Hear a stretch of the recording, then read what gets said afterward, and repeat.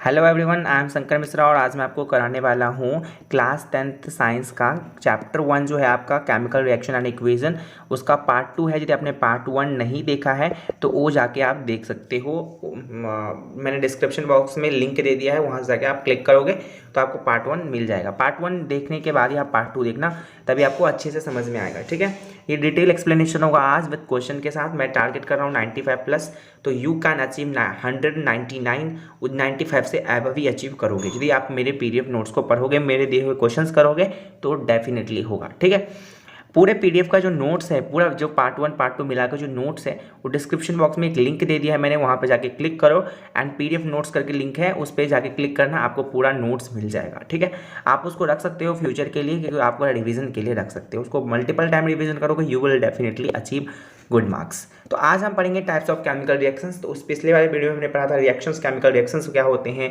Chemical equation क्या होता है, बैलेंस्ड केमिकल इक्वेशन क्या होता है, अनबैलेंस्ड केमिकल इक्वेशन जिसे हम स्केलेटल केमिकल इक्वेशन कहते हैं वो क्या होता है, हम केमिकल इक्वेशन को बैलेंस क्यों करते हैं, ये सब पढ़ा था। आज हम पढ़ेंगे टाइप्स, कितने केमिकल रिएक्शन के टाइप्स कौन कौन से हैं। तो सबसे फर्स्ट है कॉम्बिनेशन रिएक्शन। तो कॉम्बिनेशन रिएक्शन का जो नाम है वो आया है कॉम्बाइन से। ठीक है, मतलब किसी भी चीज़ का कंबाइन हो जाना, जुड़ जाना। ठीक है, दैट इज कॉल्ड कॉम्बिनेशन। तो the reaction in which two और मोर, यानी कि दो या दो से अधिक जो रिएक्टेंट आपके कंबाइन होके एक न्यू प्रोडक्ट, यानी कि एक ही प्रोडक्ट बनाएंगे, उसे हम कहेंगे कॉम्बिनेशन रिएक्शन। सिर्फ और सिर्फ एक प्रोडक्ट बनाएंगे उसे हम कहेंगे कॉम्बिनेशन रिएक्शन, यानी कि सब कुछ मिलके और एक प्रोडक्ट बना लिया। ये देखो, आप जनरल इक्वेशन देखो इसका, कि जब ए और बी मिलकर क्या बन रहा है, यहाँ पर ए बी बन रहा है, ए बी बन रहा है। अंडरस्टूड और नॉट? समझ रहे हो? यहाँ पे ए और ए रिएक्टेंट है, बी भी रिएक्टेंट है, और ये दोनों मिलके क्या बना रहा है, ए बी बना रहा है। ठीक है, एक ही प्रोडक्ट बना रहा है। ओके, सो एग्जाम्पल देखो, जैसे मैंने पहले, ये तो प्रोडक्ट क्या होगा, यहाँ पर 2 लगा लेना, तो 2 mg प्लस O2 गिव्स और 2 MgO, ये हो गया अभी बैलेंस्ड इक्वेशन। कि जब मैग्नीशियम और ऑक्सीजन का रिएक्शन करवाओगे तो मैग्नीशियम ऑक्साइड मिलेगा, यानी हमें एक ही प्रोडक्ट मिल रहा है इधर, तो हम कहेंगे क्या है ये है कॉम्बिनेशन रिएक्शन। ये क्या है? कॉम्बिनेशन रिएक्शन है। चलिए चलते हैं next type of reaction, that is decomposition reaction. Decomposition जो रिएक्शन है वो आया है डिकम्पोज से। Decompose mean something which is टूट जाना। ठीक है, डिकम्पोज हो जाना, हट जाना। ठीक है, तो इस तरीके से आप कहेंगे डिकम्पोजिशन रिएक्शन। तो the reaction in which one compound, सिर्फ एक कंपाउंड डिकम्पोज होके दो या दो से अधिक कंपाउंड बना लेता है, या फिर दो या दो से अधिक एलिमेंट बना लेता है, that is called decomposition reaction. जैसे हमने पढ़ा था कॉम्बिनेशन रिएक्शन, उसी का जस्ट अपोजिट है डिकम्पोजिशन रिएक्शन। कॉम्बिनेशन रिएक्शन में हम क्या करें, दो चीज़ को कंबाइन करके एक चीज़ बना रहे हैं। ठीक है, और डिकम्पोजिशन रिएक्शन में एक चीज़ को हम तोड़ के दो चीज़ बना रहे हैं, या फिर दो से अधिक बना रहे हैं। ठीक है, तो ये चीज़ हो गया हमारा क्या, डिकम्पोजिशन रिएक्शन। इसका एग्जांपल देखते हैं। इसका एग्जांपल जैसे CaCO3 है, ये जो है ये वाला है जो है ना, ये एरो पे हीट होगा। ठीक है, ये बन नहीं रहा था मेरे से पीपीटी में, तो ये एरो पे हीट होगा, तो ये CaCO3 जो है, ये जब हीट दोगे आप इसको, तो ये बना लेगा CaO, यानी कि आपके कैल्शियम ऑक्साइड, और CO2 यानी कि कार्बन डाइऑक्साइड बना लेगा। ठीक है, तो ये है आपका डिकम्पोजिशन रिएक्शन। ठीक है, डिकम्पोजिशन रिएक्शन आप इस तरीके से लिख सकते हो कि MgO को आप तोड़ सकते हो Mg प्लस O2। इस तरीके से अपने आप भी क्या कर सकते हो, आप लिख सकते हो। ठीक है, अपने आप भी क्या कर सकते हो, लिख सकते हो इक्वेशन डिकम्पोजिशन का, कॉम्बिनेशन का। आपके NCERT बुक में बहुत सारे इक्वेशन है, वो देख के लिख सकते हो, उसको याद भी कर सकते हो। ओके, अभी हम पढ़ते हैं टाइप्स ऑफ डिकम्पोजिशन रिएक्शन। तो ये इंपॉर्टेंट है, आपको डिकम्पोजिशन रिएक्शन आने चाहिए यदि आप बोर्ड एग्जामिनेशन में अच्छे नंबर लाने चाहते हो विथ इट्स टाइप्स। आपको टाइप्स के साथ आना चाहिए, बिकॉज ये कभी कभी 3 मार्क्स में पूछ लिया जाता है कि what is mean by decomposition reaction and explain with its types. तो आपको इस टाइप्स के साथ एक्सप्लेन करने होते हैं, 3 मार्क का क्वेश्चन होता है। तो थर्मल डिकम्पोजिशन क्या होता है बच्चों? तो डिकम्पोजिशन ऑफ अ सब्सटेंसेस, कोई भी डिकम्पोजिशन, थर्मल मीन्स क्या होगा, हीट। थर्मल का मतलब ही होता है हीट।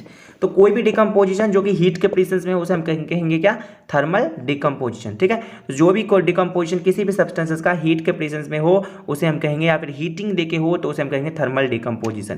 जैसे हम लीड नाइट्रेट यानी कि PB यानी कि सीसा, लीड नाइट्रेट को जब हम हीट प्रोवाइड करेंगे तो PB यानी कि लीड ऑक्साइड नाइट्रस ऑक्साइड और ऑक्सीजन में कन्वर्ट हो जाएगा आपका। Understood? This is a thermal decomposition.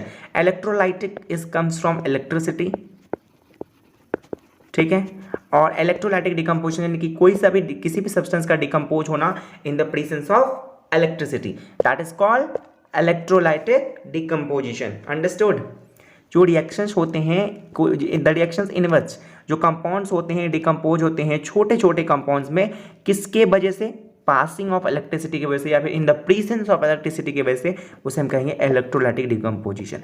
एक चीज़ आपको याद रखना है और ये मोस्ट इंपॉर्टेंट है, आपको याद ही रखना है कि इलेक्ट्रोलाइटिक डिकम्पोजिशन को इलेक्ट्रोलाइसिस भी कहते हैं। ये आपको जनरली कोई भी पूछ भी सकता है, ठीक है। यदि आप 10th क्लास के स्टूडेंटों को पूछ भी सकते हैं कि ये 10th क्लास वाले हैं, इनको इलेक्ट्रोलाइसिस तो पता ही होना चाहिए, क्योंकि इलेक्ट्रोलाइसिस तो आपके 8th क्लास से ही बच्चे को पता होता है, ठीक है। तो एग्जाम्पल है इसका कि जब इलेक्ट्रिसिटी पास करोगे वाटर में तो वो हाइड्रोजन और ऑक्सीजन में कन्वर्ट हो जाएगा, टूट जाएगा, ठीक है। तो H2O को जब इलेक्ट्रिक करंट प्रोवाइड करोगे तो H2 + O2 में कन्वर्ट हो जाएगा। अंडरस्टूड और नॉट? ओके। सो अब थर्ड है फोटोलाइसिस और फोटो डिकम्पोजिशन रिएक्शन या फिर फोटोलाइटिक डिकम्पोजिशन रिएक्शन कह सकते हो। फोटो मीन्स क्या होता है आपका? लाइट। फोटो मीन्स लाइट, ठीक है। फोटोन मीन्स लाइट, ठीक है। तो reaction in which the compound decomposes in the presence या फिर बिकॉज ऑफ सनलाइट की वजह से टूट रहा है कोई भी सब्सटेंसेस, कोई भी कंपाउंड, तो उसे हम क्या कहेंगे? फोटोलाइसिस या फिर फोटो डिकम्पोजिशन रिएक्शन कहेंगे। अंडरस्टूड? जब सिल्वर क्लोराइड आपका सनलाइट में रखा जाता है तो उस सिल्वर और आपके क्लोरीन गैस में कन्वर्ट हो जाता है। AgCl कन्वर्ट हो जाएगा Ag और Cl2 में। अंडरस्टूड? यहाँ पर देखो ये AgCl जो होता है व्हाइट कलर का होता है, जब ये Ag यानी कि आपके जो आपके सिल्वर मेटल में कन्वर्ट होता है तो वो ग्रे कलर का हो जाता है। तो यही है आपका जो केमिकल रिएक्शन मैंने पढ़ा रहा था, उसमें मैंने कैरेक्टरिस्टिक्स बताए थे कुछ केमिकल रिएक्शंस के, तो वो उसमें एक कैरेक्टरिस्टिक था चेंज इन कलर। तो यहाँ पर कलर चेंज हो रहा है ना, कि कलर चेंज हो जाता है जब केमिकल रिएक्शंस होते हैं, किसी किसी केमिकल रिएक्शन का कलर भी चेंज हो जाते हैं। तो यहाँ पर ये चेंज हो रहा है कलर। अंडरस्टूड? अब चलते हैं next, that is displacement reaction. आपको ये याद रखना है, डिस्प्लेसमेंट और मीन्स डिस्प्लेस करके कुछ अलग लग जाना, दैट इज कॉल्ड डिस्प्लेसमेंट, ठीक है। तो यानी डिस्प्लेसमेंट एक जगह से एक चीज़ को हटा देना, दूसरे वहाँ पर जगह ले लेगा, ठीक है। तो डिस्प्लेस हो जाएगा। अब यहाँ पे एक जनरल इक्वेशन देखो, मैं बता देता हूँ। तो डिस्प्लेसमेंट रिएक्शन में क्या होता है? AB जब A और B यहाँ पे +C होता है तो ये C क्या करता है? A को डिस्प्लेस कर देता है। A को डिस्प्लेस करके ये खुद लग जाता है और ये BC बना लेता है। ये जो है BC बना लेता है या फिर CB कह सकते हो बना लेता है। तो और A जो है अकेला रह जाता है इस तरीके से। अंडरस्टूड और नॉट? यहाँ पर CB होना चाहिए। ओके। सो यहाँ पर देखो कि डिस्प्लेसमेंट रिएक्शन में क्या हो रहा है कि एक मोर रिएक्टिव एलिमेंट डिस्प्लेस कर रहा है एक लेस रिएक्टिव एलिमेंट को। अब मैं एक एग्जांपल देके बताता हूँ। मान लो एक यहाँ पर एक छोटा सा बच्चा है, ठीक है, वो पतला है बहुत, और वो क्या करना चाहता है? एक गर्ल के साथ खेलना चाहता है, वो भी मतलब गर्ल के साथ खेलना चाहता है, ठीक है, ये बच्चा, ठीक है। अब मान लो यहाँ पर ये मान लो ये A है, ये B है। अब यहाँ पे एक C आता है, एक मोटा तगड़ा सा बच्चा आता है और ये इस गर्ल के साथ खेलना चाहता है। तो क्या करेगा? ये A को डिस्प्लेस कर देगा, ये A को घुसा मार के हटा देगा। अंडरस्टूड? घुसा मार के हटा देगा। तो यहाँ पर ये C है, तो ये क्या बना लेगा? अब CB खेलेंगे ना, CB खेलेंगे, और ये तो ऐसे अकेला बेचारा मुंह देखता रहेगा, ठीक है। तो यानी A जो है ये पतला सा सूखा सा बच्चा है, ये B है, और ये B है, ये AB खेल रहे हैं। ये A है, ये B है, ठीक है। ये दोनों खेल रहे हैं तो ये AB बना लेगा। अब AB तो खेल ही रहे हैं, प्लस में C आ गया एक मोटा सा तगड़ा सा बच्चा, तो ये CB के साथ खेलने लगेगा, क्योंकि ये A को मार के हटा देगा, तो ये अकेला सा बच्चा वहाँ पे रोएगा अकेले बैठ के। अंडरस्टूड? इसी तरीके से होता है आपका डिस्प्लेसमेंट रिएक्शन। तो ये हो गया यहाँ पर मोर रिएक्टिव एलिमेंट क्या करता है। केमिस्ट्री में क्या होता है ये तो आपने जनरल लाइफ में देखा कि मोर रिएक्टिव एलिमेंट, अब केमिस्ट्री में मोर रिएक्टिव एलिमेंट क्या करेगा? डिस्प्लेस कर देगा लेस रिएक्टिव एलिमेंट को। अंडरस्टूड? ये होता है डिस्प्लेसमेंट रिएक्शन, इसे हम सब्स्टिट्यूशन रिएक्शन भी कहते हैं, जिसमें किसी चीज़ को सब्स्टिट्यूशन हो जाता है, यानी कि हट जाता है, सब्स्टिट्यूट हो जाते हैं, ठीक है। अब एक एग्जाम्पल है, जब जिंक रिएक्ट करेगा आपके कॉपर सल्फेट के साथ। सबसे पहले तो कॉपर रिएक्ट करेगा सल्फेट के साथ, तो ये बना लेगा आपका कॉपर सल्फेट। अंडरस्टूड? तो जब आप कॉपर सल्फेट, मैंने जैसे बताया कि ये एक सूखा सा बच्चा है, यानी इसमें केमिस्ट्री के लैंग्वेज में बोलो ये लेस रिएक्टिव एलिमेंट है कॉपर। अंडरस्टूड? अब यहाँ पर एक मोटा तगड़ा यानी कि जिंक जो है एक मोर रिएक्टिव एलिमेंट बच्चा आया है, और ये क्या करेगा? अब इस सल्फेट के साथ ये खेलने लगेगा। अंडरस्टूड? और ये कॉपर अकेला रोएगा बैठ के। अंडरस्टूड? तो यही है कि जिंक जो है भैया कॉपर सल्फेट के साथ जब ये रिएक्शन करेगा तो ये तो मोटा तगड़ा सा बच्चा है, मैं बता रहा हूँ जनरल डेली लाइफ की एग्जांपल देके, तो ये क्या करेगा? CO को डिस्प्लेस करके यहाँ पे अकेला छोड़ देगा और ये जिंक सल्फेट बना लेगा। अंडरस्टूड? तो ये जब जिंक जो होता है कॉपर सल्फेट के साथ रिएक्शन करता है तो ये जिंक सल्फेट बना लेता है और कॉपर अकेले रोता रहता है बैठ के बेचारा, ठीक है। समझ में आएगा, होप अंडरस्टैंड हुआ होगा आपको थोड़ा सा, ठीक है। तो यदि अच्छा लग रहा है वीडियो तो प्लीज़ कमेंट करके बता देना। डबल डिस्प्लेसमेंट रिएक्शन क्या होता है भैया, जहाँ पर डबल मीन्स दो बार, जहाँ पर डिस्प्लेसमेंट तो हो रहा है लेकिन दो बार हो रहा है, तो उसे हम कहते हैं डबल डिस्प्लेसमेंट रिएक्शन, ठीक है। इसके नाम से सजेस्ट है कि दो बार डिस्प्लेसमेंट होगा। The reaction in which ions are exchange between two reactant forming new compounds is called double displacement reaction. आप देखो यहाँ पे मैं बताता हूँ कि डबल डिस्प्लेसमेंट में आपको इतना झंझट नहीं लेना, आपको आयंस वायंस कुछ भी नहीं देखना, आपको डायरेक्टली आप कर दोगे। यदि आपको बोला जाएगा कि इसको डबल डिस्प्लेसमेंट की तरह करो, या फिर आपको दिखेगा कुछ इस तरीके से दे दिया जाएगा, कभी कभी होता है कि आपको इतना इक्वेशन दे दिया जाता है, आपको बोलते हैं प्रोडक्ट लिखो क्या बनेगा, ठीक है, तो आपको ये खुद लिखना होता है। तो जब भी देखो ये जो है बैरियम क्लोराइड है, ये सोडियम सल्फेट है, अंडरस्टूड और नॉट। तो ये जो बैरियम क्लोराइड है, अब यहाँ पर दो चीज़ का डिस्प्लेसमेंट होगा, यानी दो डिस्प्लेस करेंगे। अब ये जो सोडियम है, अब देखो ये जो बैरियम है ये तो सल्फेट के साथ सोडियम को डिस्प्लेस करके सल्फेट के साथ खेलने लगेगा, समझ में आ रहा है। ये जो बैरियम है ये सल्फेट के साथ खेलने लगेगा, और ये सोडियम को तो अभी अब क्लोरीन बचा है, इसी के साथ खेलना पड़ेगा, अकेले नहीं रह पाएगा, ये अकेले तो रहेगा नहीं क्योंकि डिस्प्लेस नहीं हो रहा, सिर्फ यहाँ पे तो दो दो करके खेल रहे हैं, तो यहाँ पर सोडियम क्लोरीन के साथ लग जाएगा, तो यहाँ पे NaCl बन गया, समझ में आया। ये जो बैरियम सल्फेट है, ये जो बैरियम है, ये मान लो ये एक बच्चा है और ये एक सोडियम बच्चा है, और ये दोनों गर्ल्स है, और मतलब ये दोनों खेल रहे हैं पहले से। अब यहाँ पर ये जो बैरियम है ये सोच रहा है कि मैं जो हूँ मुझे ये सल्फेट के साथ खेलना है, सल्फेट के साथ खेलना है, तो ये तो ये मान लो सोडियम जो है पतला सूखा सा बच्चा है, ठीक है, तो यहाँ पर ये इसको डिस्प्लेस कर देगा और तो इसको सल्फेट के साथ खेलने लगेगा, यानी बैरियम सल्फेट बना लिया। और तो अब सोडियम अकेले रह गया और क्लोरीन भी अकेले रह गया, तो ये दोनों खेलने लगे, यानी कि आपके सोडियम क्लोराइड यानी कि आपका कॉमन सॉल्ट बन गया, समझ में आया। ये मुझे लग रहा है, उम्मीद है समझ में आया होगा आपको। आयंस वायंस के झंझट नहीं, आयंस देखोगे तो यहाँ पे क्लोरीन के 2 आयंस हो जाएंगे, और ये जो सल्फेट जो होंगे उसके हो जाएंगे 2 आयंस, और यहाँ पर सोडियम है Na2 है, Na2 बन जाएगा, और ये जो है Na2 है। अब यहाँ पे सोडियम, देखो मैं ये बताता हूँ, आयंस का एक्सचेंज होता है, तो यहाँ पर क्लोरीन के 2 आयंस हो गए, ठीक है, और ये सल्फेट के 1 आयंस हो गए, ठीक है, और यहाँ पर Na2 है, Na2 के 2 पॉजिटिव हो गए, और ये बैरियम पॉजिटिव हो गया, तो यहाँ पर एक्सचेंज होगा आयंस का, यानी कि बैरियम तो क्लोराइड के साथ है ही, तो बैरियम किसके साथ जाएगा, बैरियम किसके साथ जाएगा बच्चों, बैरियम जाएगा सल्फेट के साथ, सॉरी ये एक यहाँ पे एक होगा बैरियम का, तो ये बैरियम सल्फेट बना लेगा, यानी कि इसके आयंस क्या हो गए, इसके आयंस संतुष्ट यानी सेटिस्फाई। अब यहाँ पर ये बैरियम सल्फेट बना लिया।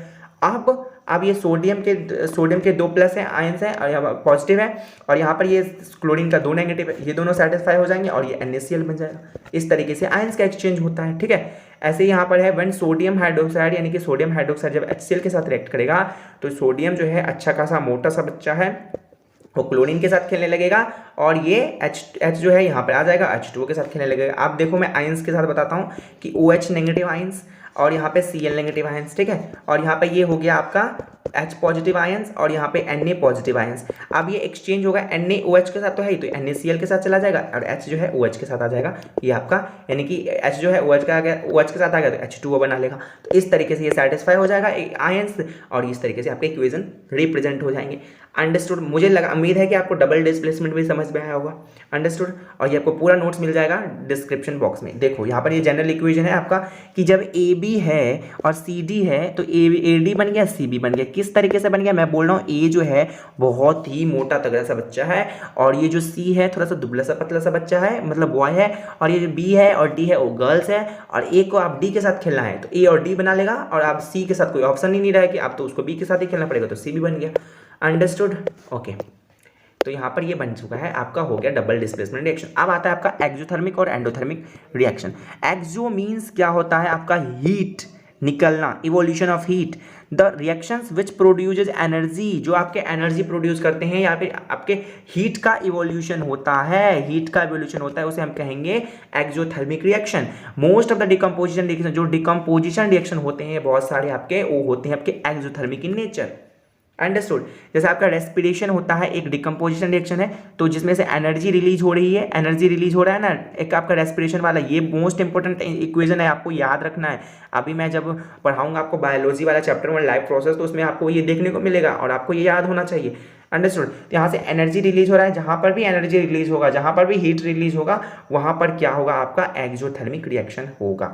अंडरस्टूड। और जब जैसे क्वाइक्लैम है CaO को क्या कहते हैं हम, क्वाइक्लैम कहते हैं। और जब ये वाटर के साथ मिलेगा, वाटर के साथ कन्वर्ट मतलब रिएक्शन होगा तो ये बना लेगा स्लिक्ड लाइम, और एनर्जी निकल रहा है तो यहाँ पर एनर्जी निकल रहा है, इज मीन्स एक्सोथर्मिक रिएक्शन। कभी कभी आपके पेपर में आ जाते हैं कि एक्सोथर्मिक रिएक्शन पहचानो और एंडोथर्मिक रिएक्शन पहचानो, तो आपको आने चाहिए कि एक्सोथर्मिक रिएक्शन क्या होता है और एंडोथर्मिक रिएक्शन क्या होता है, तभी आप कर पाओगे अच्छे से। अंडरस्टूड। अब मैं एक आपको जनरल लाइफ में बताता हूँ एग्जांपल। जैसे मान लो आप है आग जलाते हो और ठंडी के समय में आग जला के क्या होता है, हाथ सेकते हो, तो हाथ जो सेक रहे हो वहाँ पे आपको एनर्जी प्रोवाइड हो रहा है ना, वहाँ से एनर्जी प्रोवाइड हो रहा है, तो हाथ सेक रहे हो तो वहाँ से क्या हो रहा है, हीट का इवॉल्व हो रहा है, हीट बाहर निकल रहा है, तो उसे हम कहेंगे एक्जो मीन्स बाहर आना, तो दैट इज कॉल्ड बाहर आना, तो एक्सोथर्मिक रिएक्शंस हो गए आपके। अंडरस्टूड। और एंडोथर्मिक रिएक्शन क्या होता है, जिसमें हमें हीट देना पड़ता है, जिसमें in the reaction chemical reaction in which heat energy is absorbed, जिसमें हीट एनर्जी एब्जॉर्ब होता है, हीट हमें प्रदान करना पड़ता है, that is called endothermic reaction. ठीक है, एंडो समझ में आ रहा है, हीट एंडो मीन्स एब्जॉर्ब करना, एक्सो मीन्स बाहर निकालना। अंडरस्टूड। अब यहाँ पर डिकम्पोजिशन जो होगा कैल्शियम कार्बोनेट का CaCO3 का, अभी मैंने पहले भी ये डिस्कस किया है, तो जब हीट दोगे तो ये कैल्शियम ऑक्साइड और कार्बन डाइऑक्साइड बनाएगा। ठीक है, ये एक डिकम्पोजिशन रिएक्शन है, तो ये डिकम्पोजिशन रिएक्शन है, और ये जो है आपका एंडोथर्मिक रिएक्शन है, इसमें हीट एब्जॉर्ब होता है।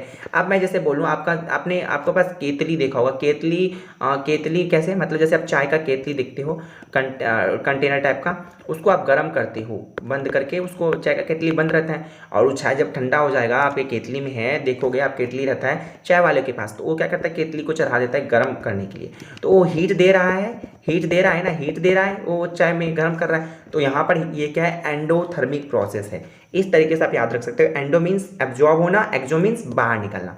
अब आता है प्रेसिपिटेशन रिएक्शन। प्रेसिपिटेशन मतलब क्या होता है, पाउडर बन के या फिर सॉलिड बन के नीचे बैठ जाना, प्रेसिपिटेट हो जाना, ठीक है, पाउडर बन जाना, इस तरीके से। देखो, the reaction in which N insoluble substances, यानी कि एक इनसॉल्युबल सब्सटेंसेस जो घुलते नहीं है, जो सॉल्युबल नहीं होते पानी में या सॉल्युबल नहीं होते किसी भी सॉल्वेंट में, तो जो इनसॉल्युबल सब्सटेंस बन जाएंगे उसे हम कहते हैं प्रेसिपिटेट। जो घुलते ही नहीं है किसी में, वो नीचे बैठ जाते हैं इम्प्योरिटीज बन के।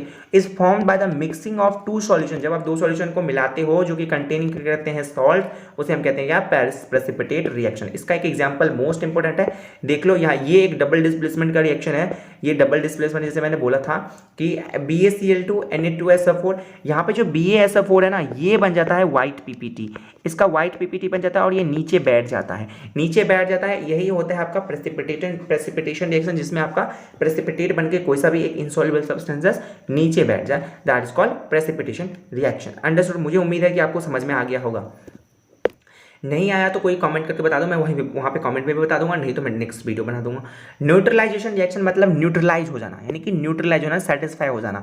अब the reaction in which N acid, जब एक एसिड रिएक्ट करेगा किसी भी बेस के साथ तो बनाता है एक सॉल्ट और वाटर देता है, तो by an exchange of ion means कि डबल डिस्प्लेसमेंट रिएक्शन हो रहा है, ठीक है, तो उसे हम क्या कहेंगे, न्यूट्रलाइजेशन रिएक्शन। ठीक है, न्यूट्रलाइजेशन रिएक्शन हो रहा है। ठीक है, जब सोडियम हाइड्रोक्साइड रिएक्ट करेगा HCl के साथ तो NaCl और H2O बना लेगा। जैसे मैंने आपको बताया था डबल डिस्प्लेसमेंट रिएक्शन में कि OH नेगेटिव आयंस और यहाँ पे Cl नेगेटिव आयंस, और Na है पॉजिटिव आयंस और यहाँ पर H पॉजिटिव आयंस। अब यहाँ पे क्या होगा, डिस्प्ले मतलब एक्सचेंज होगा, तो यहाँ पे एक्सचेंज कर लो, NaCl बन जाएगा और H2O बन जाएगा। इसका एक आयंस है नेगेटिव का, एक इसका पॉजिटिव, तो ये सेटिस्फाई, इसका एक पॉजिटिव आयंस, इसका एक नेगेटिव आयंस, तो ये सेटिस्फाई। ये हो गया आपका, बन गया आपका क्या, न्यूट्रलाइजेशन रिएक्शन, जब एसिड और बेस रिएक्ट करके सॉल्ट और वाटर देता है। ये क्या आपका सॉल्ट और ये क्या है आपका वाटर, जब ये देता है तो क्या बनता है, न्यूट्रलाइजेशन रिएक्शन। अंडरस्टूड। अब ऑक्सीडेशन का मतलब क्या होता है, अब ऑक्सीडेशन जो है भैया एक इंपॉर्टेंट कॉन्सेप्ट है कि ऑक्सीडेशन होता है एक रिएक्शन जिसमें क्या होता है, आपका ऑक्सीजन गेन कर ले और रिमूव कर दे हाइड्रोजन। जब ऑक्सीजन का गेन हो जाए और हाइड्रोजन रिमूव हट जाए, ऑक्सीजन आ जाए, ऑक्सीजन जुड़ जाए और हाइड्रोजन रिमूव हो जाए, उसे हम कहते हैं क्या, ऑक्सीडेशन। और जस्ट इसका अपोजिट है रिडक्शन, कि जिसमें हाइड्रोजन जुड़ जाए और ऑक्सीजन हट जाए, उसे हम कहेंगे क्या, रिडक्शन। अंडरस्टूड। तो यहाँ पर देखो एक एग्जांपल है कि loss of electrons means hydrogen remove हो रहा है, तो यहाँ पर लॉस हो रहा है एक इलेक्ट्रॉन्स का। अंडरस्टूड, इलेक्ट्रॉन्स का। तो यहाँ पर एग्जांपल एक है कि C carbon plus O2 gives out CO2, तो यहाँ पर C जो है ये ऑक्सीडेशन हो रहा है सी का, कार्बन डाइऑक्साइड का ऑक्सीडेशन हो रहा है क्योंकि यहाँ पे ऑक्सीजन आके जुड़ रहा है, तो यहाँ पर क्या हो रहा है, ऑक्सीडेशन हो रहा है। अब मैं यहाँ पर एक एग्जांपल लेके बताता हूँ, यहाँ पर ऑक्सीडेशन और रिडक्शन दोनों हो रहा है कि CuO प्लस H2 जब रिएक्ट करेगा तो Cu प्लस H2O बना लेगा। तो यहाँ पर कॉपर ऑक्साइड से कॉपर बन रहा है, यानी इसका तो रिडक्शन हो रहा है क्योंकि इसमें से ऑक्सीजन यहाँ पे है, यहाँ पर नहीं है, तो इसका रिडक्शन हो गया। और यहाँ पर H2 है, यहाँ पे H2O है, यहाँ पे तो H2 है लेकिन यहाँ पर इसके साथ ऑक्सीजन भी है, तो यहाँ पर ऑक्सीजन जुड़ रहा है, तो इसका क्या बन रहा है, ऑक्सीडेशन बन रहा है। ठीक है, तो ये हो गया आपका ऑक्सीडेशन और रिडक्शन का रिएक्शन। और जब ऑक्सीडेशन और रिडक्शन दोनों साथ होता है तो उसे हम कहते हैं क्या, रिडॉक्स रिएक्शन। क्या कहते हैं, रिडॉक्स रिएक्शन, जो हमारा अगला टॉपिक है रिडॉक्स। आप पहले से पहले जानते हैं ऑक्सीडाइजिंग एजेंट क्या होता है। तो ऑक्सीडाइजिंग एजेंट क्या होता है, जो सब्सटेंसेस जो हमें ऑक्सीजन देता है और ऑक्सीडेशन के लिए उसे हम कहते हैं क्या, ऑक्सीडाइजिंग एजेंट। और जो सब्सटेंसेस क्या करता है, रिमूव करता है हाइड्रोजन ऑक्सीडेशन के लिए, उसे हम कहते हैं ऑक्सीडाइजिंग एजेंट। ये दो चीज़ आपको याद रखने हैं। और रिड्यूसिंग एजेंट किसे कहोगे, जो सब्सटेंसेस में which gives hydrogen for reduction, जो हमें हाइड्रोजन देता है रिडक्शन के लिए, उसे हम कहते हैं रिड्यूसिंग एजेंट। और जो सब्सटेंस रिमूव कर देता है ऑक्सीजन को, उसे हम कहते हैं रिड्यूसिंग एजेंट। तो ये चीज़ आपको याद रखना है थोड़े बहुत। ठीक है, तो कभी कभी आ जाते हैं व्हाट इज ऑक्सीडाइजिंग एजेंट और रिड्यूसिंग एजेंट। रिडॉक्स रिएक्शन जहाँ पर रिडक्शन और ऑक्सीडेशन दोनों एक साथ हो, साइमल्टेनियसली हो, ठीक है, तो उसे हम कहेंगे क्या, रिडॉक्स रिएक्शन। ठीक है, जैसे एक एग्जांपल है रिडॉक्स रिएक्शन का, कॉपर ऑक्साइड जब रिएक्ट करेगा हाइड्रोजन के साथ तो कॉपर और वाटर दे देगा। ठीक है, जैसे मैंने पहले बताया था, तो यहाँ पर कॉपर जो ऑक्साइड है इसका तो यहाँ पर क्या हो रहा है, रिडक्शन हो रहा है, यहाँ पर इसका रिडक्शन हो रहा है, बट यहाँ पर हाइड्रोजन यहाँ पर ऑक्सीजन जुड़ रहा है, तो यहाँ पे इसका ऑक्सीडेशन हो रहा है। समझ में आया, नहीं आया? तो जहाँ पर दोनों हो जाए साथ में तो उसे हम कहेंगे रिडॉक्स रिएक्शन हो रहा है। देखो ये एक एग्जाम्पल और है कि जब आयरन और ऑक्सीजन को रिएक्ट कराओगे वाटर के प्रेशंस में तो Fe2O3 बना लेगा। अंडरस्टूड? यहाँ पर इसका तो ऑक्सीडेशन हो रहा है बट इसका रिडक्शन हो रहा है क्योंकि यहाँ पे दो ऑक्सीजन है, यहाँ पे डायटोमिक ऑक्सीजन है और यहाँ पे ट्राइटोमिक, यानी कि आपका यहाँ पर देखो, यहाँ पर ये रिडक्शन हो रहा है और यहाँ पर इसका ऑक्सीडेशन हो रहा है। सॉरी यहाँ पर देखो Fe+O2 Fe2O3 बन जाएगा, तो यहाँ पर इसका ऑक्सीडेशन हो रहा है, इसका रिडक्शन हो रहा है। अंडरस्टूड और तो यहाँ पर इसका ऑक्सीडेशन हो रहा है क्योंकि इसमें तो ऑक्सीजन आके जुड़ गया, लेकिन यहाँ पर देखो भैया, यहाँ पर ऑक्सीजन तो बचा ही नहीं है अब इधर, तो इसका तो रिडक्शन ही हुआ ना, ऑक्सीजन का क्या हो गया, रिडक्शन हो गया। इसलिए अब आता है इफेक्ट ऑफ ऑक्सीडेशन। ऑक्सीडेशन का इफेक्ट पड़ता है हमारे डेली लाइफ में, उसे हम कहते हैं, दो इफेक्ट पड़ते हैं, एक तो कॉरिजन होता है, दूसरा होता है रेंसिडिटी। तो कॉरिजन का मतलब क्या होता है, जंग लग जाना। तो ग्रेजुअल ईटिंग ऑफ मेटल्स, जो मेटल्स धीरे धीरे क्या होते हैं, ग्रेजुअल मतलब खा लेते हैं, किसके एक्शन में आ जाते हैं, एयर के एक्शन में आते हैं, मॉइस्चर के एक्शन में आ जाते हैं, सरफेस में, किसी भी मेटल सरफेस पे, तो उसे हम कहते हैं कॉरिजन लग गया, जंग लग गया। आपने देखा होगा कि आपके घरों में जब आयरन का कोई भी चीज़ हो और उसको आप बारिश में छोड़ दो या फिर बाहर में छोड़ दो कुछ समय के लिए, तो उसमें जंग लग जाते हैं। क्यों जंग लग जाते हैं, क्योंकि उसमें कॉरिजन यानी कि वो क्या हो गया, एयर के प्रेजेंस में आ रहा है, मॉइस्चर के प्रेजेंस में आ रहा है, वाटर यानी मॉइस्चर के प्रेजेंस में आ रहा है, तो इसीलिए वो क्या, उसमें जंग लग गया है। ठीक है, इसलिए इसमें कॉरिजन लग गया, जंग लग गया। जो मोस्ट कॉमन एग्जांपल है कॉरिजन का, यानी कि रस्टिंग ऑफ आयरन, यानी कि आयरन में जंग लग जाना, उसे मोस्ट कॉमन एग्जांपल है, उसे हम कहते हैं कॉरिजन। ओके, सो यहाँ पे रस्टिंग ऑफ आयरन का एक यहाँ पर लिखा हुआ है, एक इक्वेजन लिखा हुआ है, केमिकल इक्वेजन देख लो। तो यहाँ पर ये देखो, Fe जो है जब रिएक्ट करेगा किसके साथ, Fe यानी कि आयरन जब ऑक्सीजन के प्रेजेंस में आएगा, जैसे मैंने बोला, और वाटर के प्रेजेंस में आएगा n टाइम्स, n मोल ले लिया यहाँ पर, तो Fe2O3 NH2O बना लेगा। ये आपको याद रखना है, ये इक्वेजन, ये याद रखना है आपको, ये इक्वेजन। अब आप किस तरीके से प्रिवेंट कर सकते हो रस्टिंग, आप जंग लगने से अपने आयरन वाले चीज़ को किस तरीके से रोक सकते हो, तो क्या कर सकते हो, उसमें आप ग्रीस कर दो, पेंट कर दो। ठीक है, उसके सरफेस पे ऑयल से ग्रीस कर दो, ऑयल से, ग्रीस से, पेंट से, इससे से क्या कर दो, आप क्या कर दो, उसको पेंट कर दो, सरफेस में ग्रीस लगा दो या फिर ऑयल लगा दो, तो उससे क्या हो सकता है, रस्टिंग ऑफ आयरन बच जाएगा, रस्ट होने से, जंग लगने से। Depositing a layer of zinc on the surface of iron. अब देखो यहाँ पर एक चीज़ है, हम क्या कर सकते हैं, एक जिंक का लेयर लगा सकते हैं आयरन के सरफेस पे। हम जिंक का लेयर लगा सकते हैं आयरन के सरफेस में, जिस प्रोसेस को हम क्या कहते हैं, गाल्वेनाइजेशन प्रोसेस। इससे भी हम क्या कर सकते हैं, आयरन को रस्टिंग को बचा सकते हैं, रस्टिंग ऑफ आयरन होने से बचा सकते हैं, क्योंकि हम लेयर ऑफ ऑफ जिंक यदि लगा दे आयरन के सरफेस पे तो हम रस्टिंग ऑफ आयरन बचा सकते हैं। उस प्रोसेस को हम क्या कहते हैं, गैल्वेनाइजेशन प्रोसेस। ओके, जब जिंक का लेयर आयरन पे लग जाए तो उसे गैल्वेनाइजेशन प्रोसेस कहेंगे। फॉर्मिंग एलॉयज ऑफ आयरन, हम क्या कर सकते हैं, हम आयरन को सिर्फ डायरेक्ट किसी भी चीज़ में यूज नहीं कर सकते, हम उसके एलॉय को आयरन को नहीं, एलॉय को यूज कर सकते हैं। ठीक है, एलॉय हम आगे पढ़ेंगे, जो हमारे चैप्टर 3 होंगे उसमें पढ़ेंगे, तब आपको डिटेल से समझ में आ जाएगा। रैंसिडिटी मतलब होना किसी चीज़ का, आपके फूड का स्पॉइल हो जाना, खराब हो जाना। तो व्हेन फैट एंड ऑयल्स, जो आपके फूड होते हैं उसमें ऑयल्स होते हैं, फैट्स होते हैं, वो जब एक्सपोज हो जाता है, एयर में के प्रेजेंस में आ जाता है, कांटेक्ट में आ जाता है, तो वो ऑक्सीडाइज हो जाता है और वो क्या होता है, बिकम रैंसिड, वो खराब होने लगता है। एंड उसके जो स्मेल होते हैं, कलर होते हैं, वो भी चेंज होने लगता है ग्रेजुअली, आपके उसके स्मेल, फूड के कलर चेंज होने लगता है। इसी फिनोमिना को, इसी प्रोसेस को हम क्या कहते हैं, रैंसिडिटी का प्रोसेस कहते हैं। यानी आपके फूड खराब हो गया, किसके एक्शन में आके, एयर के एक्शन में आके। ठीक है, तो वो होता है आपका रैंसिडिटी। हम अब रैंसिडिटी को किस तरीके से बचा सकते हैं, हम क्या कर सकते हैं, अपने फूड को एयर टाइट कंटेनर में रख सकते हैं, यानी कि हम अपने रेफ्रिजरेटर सब में रख सकते हैं। अपने रेफ्रिजरेटर में क्यों रखते हो, आपके खाना क्यों बच जाता है। यदि आप एक नॉर्मल आप रूम टेम्परेचर पर रख दो किसी खाना को गर्मियों के समय में, तो शाम तक स्पॉइल हो जाता है, लेकिन उसको रेफ्रिजरेटर में रखोगे तो 2 दिन आराम से रख सकते हो, यदि आपका लाइट आ रहा है तो कंटिन्यू।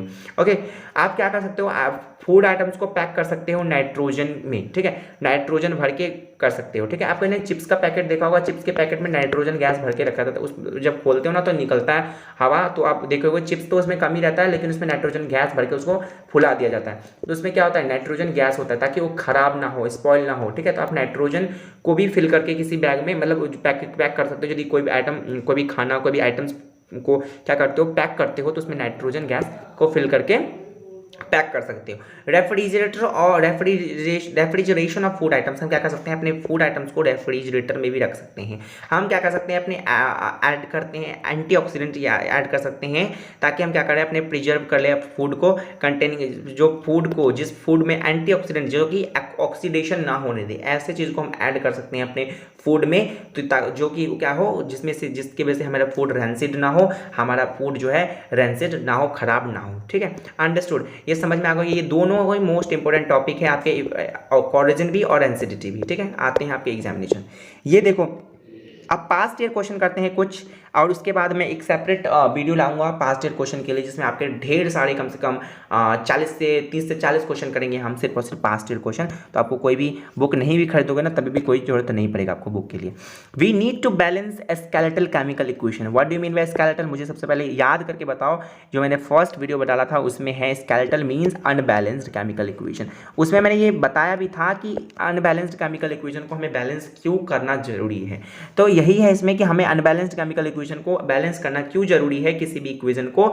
तो हमें बताओ, जस्टिफाई करो इस स्टेटमेंट को। ये 2 मार्क का क्वेश्चन है, आपको स्टेटमेंट को जस्टिफाई करना है। तो स्केलेटल केमिकल इक्वेशन जो होता है वो आपके अनबैलेंस्ड होता है, हमें इसीलिए इसको बैलेंस करना पड़ता है, क्योंकि लॉ ऑफ कंजर्वेशन ऑफ मास क्या कहता है कि मैटर जो है या फिर मास जो है वो ना ही बन सकता है ना ही डिस्ट्रॉय हो सकता है। Matter can neither be created nor be destroy, only it can be change into one form to another form. ठीक है, तो इसीलिए हमें केमिकल इक्वेशन को बैलेंस करना पड़ता है किसी भी केमिकल रिएक्शन में। क्या होता है जनरली, जैसे मैं बोलूँ Mg+O2 gives out MgO, understood.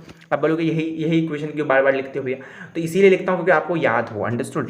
और ये एक सिंपल है, ये आपको समझ में भी आएगा, सिंपल इक्वेशन है। जैसे मैं बोलूँ यहाँ पर Mg का एक एटम्स है, यहाँ पर Mg का एक एटम है, यहाँ पर ऑक्सीजन का एक एटम है, यहाँ पर ऑक्सीजन का 2 एटम है।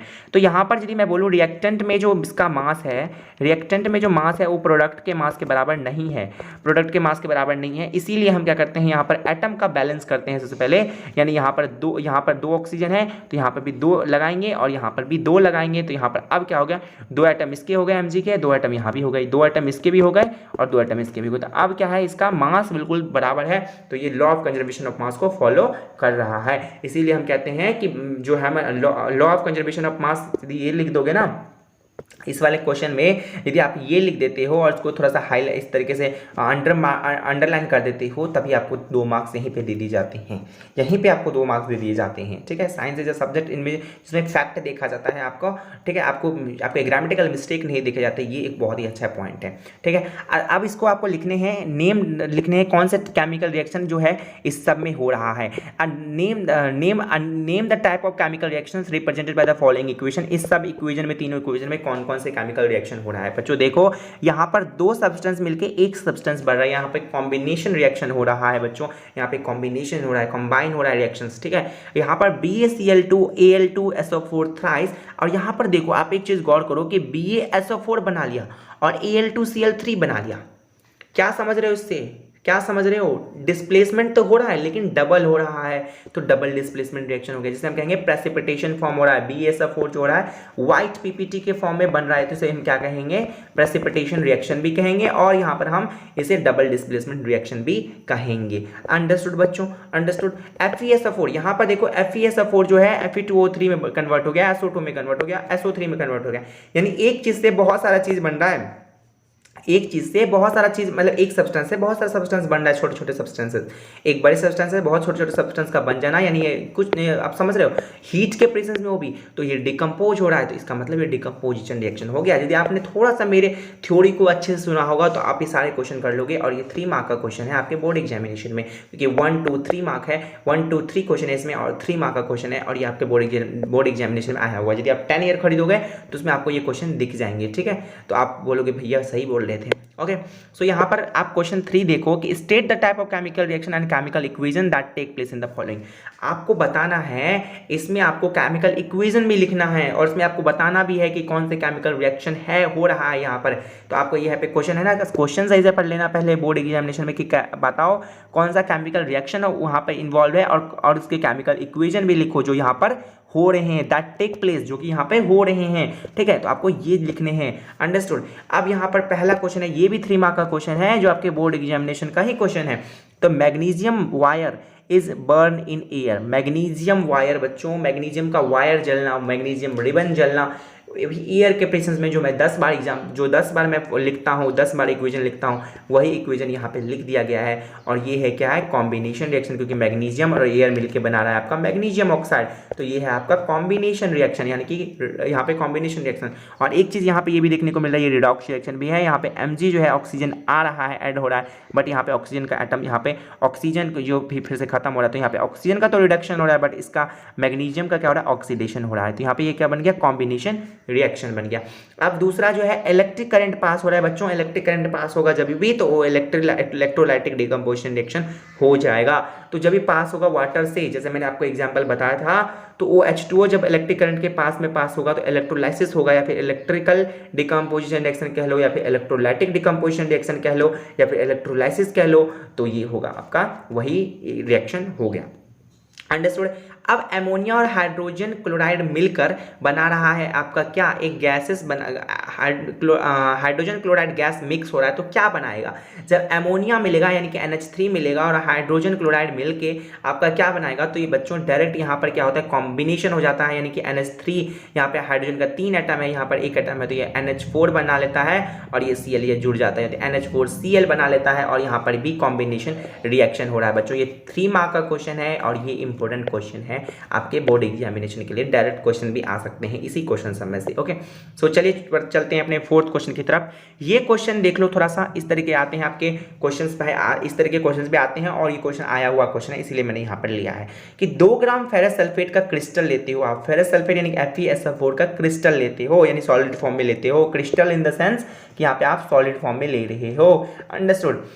उसको आप क्या करते हो? हीट करते हो एक बॉइलिंग ट्यूब में। समझ में आ रहा है? बॉइलिंग ट्यूब में, ड्राई बॉइलिंग ट्यूब में उसको क्या करते हो? हीट करते हो। तो आपको क्या क्या 2 ऑब्जर्वेशन देखने को मिलते हैं जब आप ये पूरा प्रोसेस करते हो, तो आपको 2 ऑब्जर्वेशन क्या क्या करने को मिलते हैं। यदि आपने लैब परफॉर्म नहीं किया है तो थोड़ा सा दिक्कत हो सकता है इस वाले क्वेश्चन में, बट डरने की कोई बात नहीं है, मैं यहाँ पे आपको सारा करा दे रहा हूँ, सारा क्वेश्चन सब कुछ करा दूंगा, और जब मेरे को टाइम मिलेगा सिलेबस के बाद तो मैं आपका पूरे प्रैक्टिकल भी करा दूंगा वर्चुअल मोड में ही, ठीक है। तो यहाँ पे 2 ऑब्जर्वेशन आपको लिखने हैं कि आप जब फेरस सल्फेट जो होगा, यहाँ पर जो ग्रीन कलर का होता है, ग्रीन कलर जो होता है आपका फेरस सल्फेट, आपको ये याद रखना है, वो खत्म हो जाएगा और ये रेडिश ब्राउन कलर में कन्वर्ट हो जाएगा, रेडिश ब्राउन सॉलिड में कन्वर्ट हो जाएगा। तो ये आपको एक ऑब्जर्वेशन तो आपका ये हो गया। और स्मेल जो होगा और बर्निंग सल्फर, अब सल्फर का स्मेल आने लगेगा आपको, यानी कि सल्फर का जलने का स्मेल आने लगेगा। इस तरीके से आपको ये 2 ऑब्जर्वेशन होगा। जब तक ये तो भैया ये तो लैब वाला चीज़ ही है, ठीक है। तो आपको मैं बताऊंगा जब आपको टाइम मिलेगा, लेकिन आप इतना समझने के लिए देख सकते हो कि इस बर्निंग सल्फर का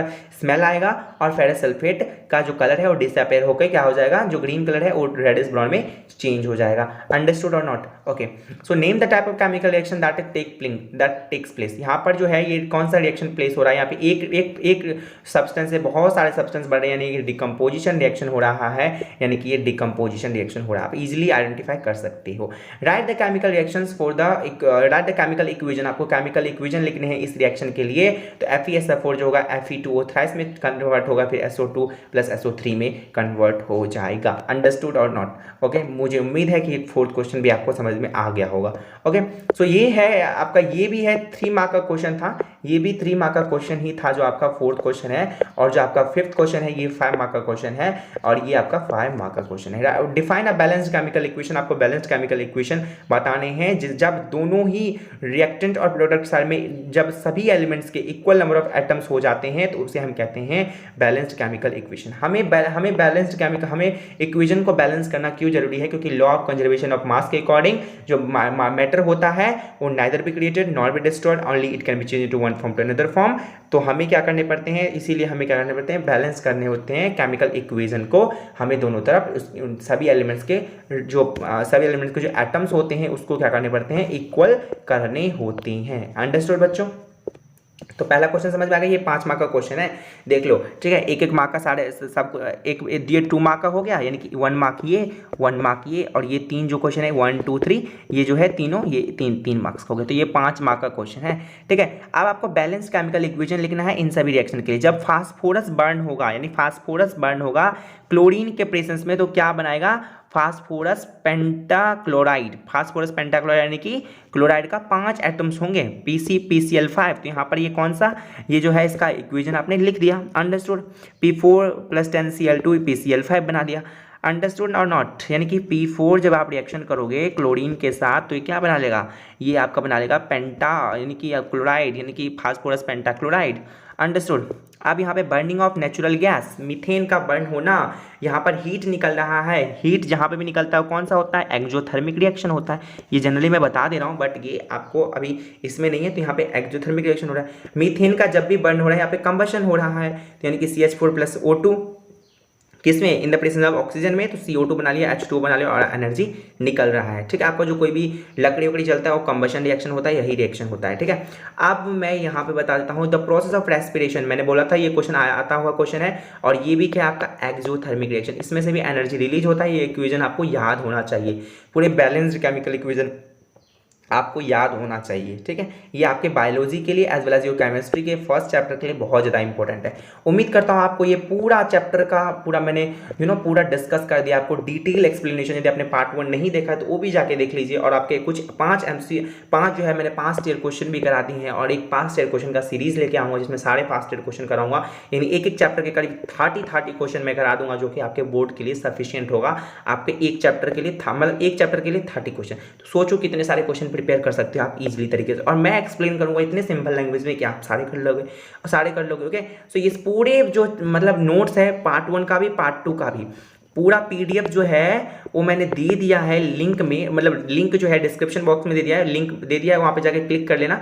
यानी पूरा जो PDF नोट्स का लिंक है वो मैंने डिस्क्रिप्शन बॉक्स में दे दिया, वहाँ पे जाके चेक कर लेना। और आप मेरे चैनल को सब्सक्राइब कर सकते हो ताकि आपको और भी ऐसे वीडियोस मिलता रहे, ठीक है। आप मुझे इंस्टाग्राम आईडी पे मुझे फॉलो कर सकते हो, और मुझे कुछ भी क्वायरी हो तो मुझे वहाँ पे आप मैसेज करके पूछ सकते हो, भैया मुझे इस टाइप का प्रॉब्लम है, या फिर मुझे इस टाइप का मैं प्रिपेयर नहीं कर पा रहा हूँ, तो कुछ बता दोगे, मैं बता दूंगा किस तरीके से आप कर सकते हो। Thank you so much for watching this video. उम्मीद करता हूँ आपको ये पसंद आया होगा। ये वीडियो आपको पूरा नोट्स डाउनलोड कर लो, डिस्क्रिप्शन बॉक्स में लिंक दे दिया है, और पार्ट 1 का भी वीडियो का लिंक दे दिया। यदि जो बच्चे नहीं देखे हैं पार्ट 1 तो वो भी देख लो, और ये आपका एक रिविजन सीरीज नोट्स भी तैयार है, ठीक है। थैंक